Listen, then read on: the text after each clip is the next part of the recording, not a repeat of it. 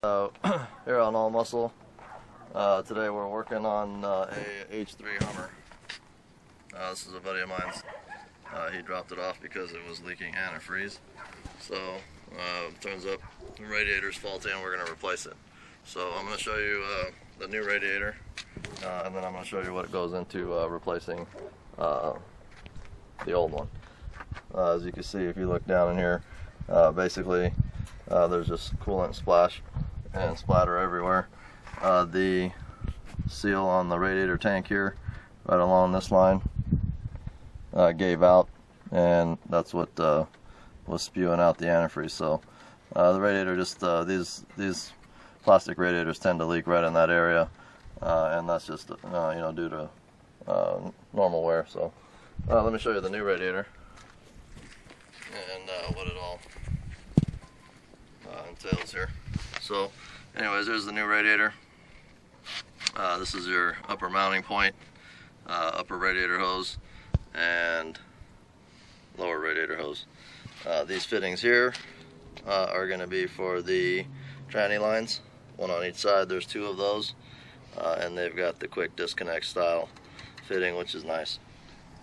Let me show you, these are the points where the radiator meets the bushings in the frame. There's two of those, and again, like I said, the upper mount, radiator cap, upper mounts here, radiator cap, and then this is for your overflow. So let me show you how to tackle this job. First off, you want to make sure there's no pressure in the radiator. Release all the pressure, make sure the vehicle's cool. Then go ahead and remove the overflow hose, which is real simple. Also, you're going to go ahead and break the clamp on the upper radiator hose and remove the upper radiator hose. And mount right in the center. I believe it was a 13mm bolt, one bolt. There we go, takes that mount out. And this is a 2007, by the way. This is 2007. I'm not sure what range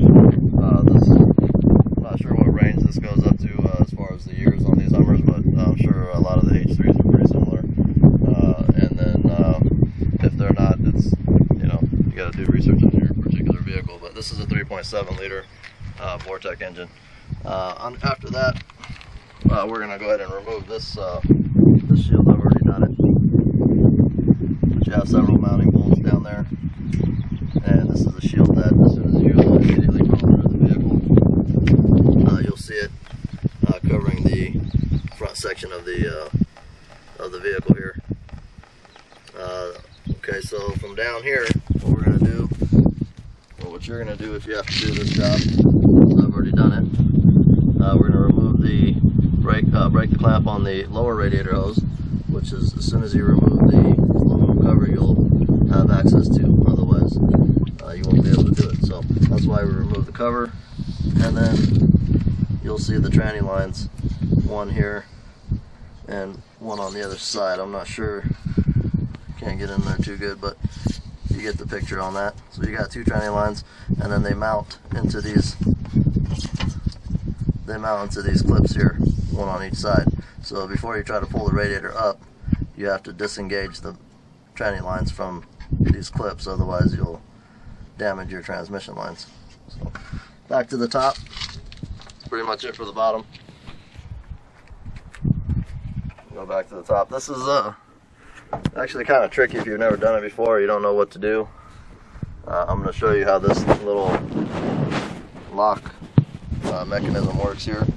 If you pay attention closely, you'll see what I'm doing. This is basically going to allow you to remove the radiator and the fan assembly together. So what you do is you lift back on this plastic piece down here, and this is on the passenger side of the vehicle. I'm going to give you an area of where right underneath the upper radiator hose. You'll come down, scroll down, you'll see a little plastic lock, and basically you pull back and then you pull and slide this, rotate it all the way up till you get to this point here on the radiator shroud. You'll see it, and you'll notice that you have another one, and you just continue. This one doesn't lock. This one just keeps going. And you continue on until you get the second locked into position here. The second knob there locked into position. Now what that allows you to do is pick up the radiator straight up, and it opens up.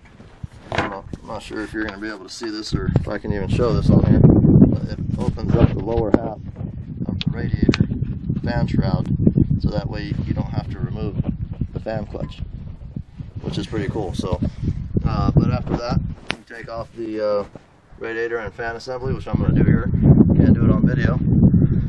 So what we're going to do is we're going to take that off, and after you get that out, you basically take the fan assembly, mount it to your new radiator, and put everything back on in reverse order. So anyways, 2007 Hummer H3. Hopefully that helped somebody that's looking to do this job. It's quite simple, nothing to it really. Make sure you top off with antifreeze on the vehicle. Make sure there's no bubbles in the system, and you're good to go. And on these vehicles they require Dexcool, so make sure you run the correct antifreeze. Alright. One thing that I overlooked was the 10mm bolts that are on the front side of the radiator towards the front of the vehicle.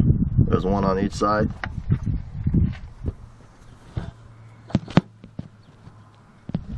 Let's see if you can see the other one. There it is there. It's just not focusing. But there's one on each side towards the upper part of the radiator. I'll show it to you on the new radiator. Once you get those bolts out, then you just go ahead and proceed as planned. But they mount to the top part of the radiator. One here, and the other one goes here.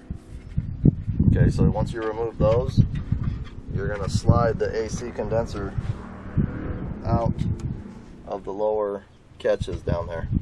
And once you slide it out of there, pull it forward, let it rest there, and then pull your radiator out. So just a quick add-on to that last video I had. So we'll go ahead and leave it at that, and I'm sure you get the picture and what needs to be done.